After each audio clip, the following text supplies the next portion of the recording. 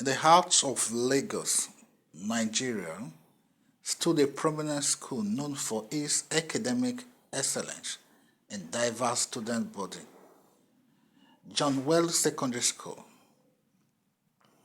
The students of Junior Class 2A were eagerly anticipating their new social studies teacher, Mr. Ojo, who was reputed for his unconventional teaching, method, and deep wisdom. The bell rang, signaling the start of the new term. Mr. Ojo, a man in his early 40s with a kind but enigmatic demeanor, entered the classroom. The students, curious and slightly apprehensive, straightened in their seats. Mr. Ojo placed his leather sachet on the desk, surveyed the room, and then smiled. Good morning, class. Mr. Ojo is my name, and I will be your social studies teacher this year, he began. His voice was calm, but carried an underlying intensity that captured the students' attention. The students chorused, "Good morning, Mr. Ojo." Mr. Ojo walked slowly down the aisle, his eyes scanning the faces of his new students. He stopped near the middle of the class and pointed to a girl with braided hair and large, curious eyes. "You there, what is your name?" he asked. The girl stood up nervously. "My name is Amina, sir." Without giving her a second glance, Mr. Ojo pointed to the door. "Amina, leave the classroom." Amina's face flushed with confusion and embarrassment. She looked around at her classmates, hoping someone would say something, but the room remained silent.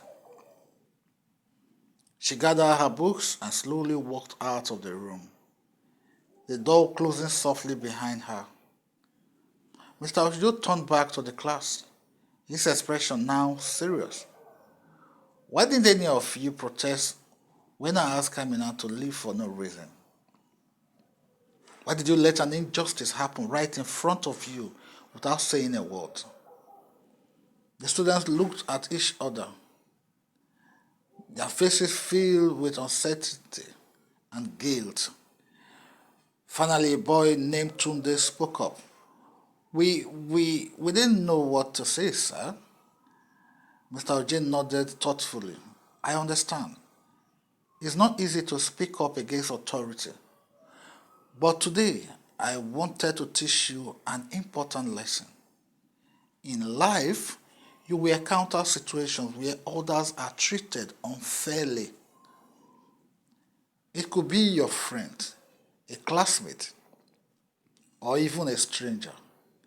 If you stay silent and do nothing, you become complicit in that injustice." He paused, allowing his words to sink in. "Imagine if it were you being told to leave without explanation.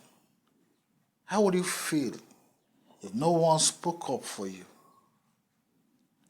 You must learn to stand up for each other, because one day it might be you in need of support."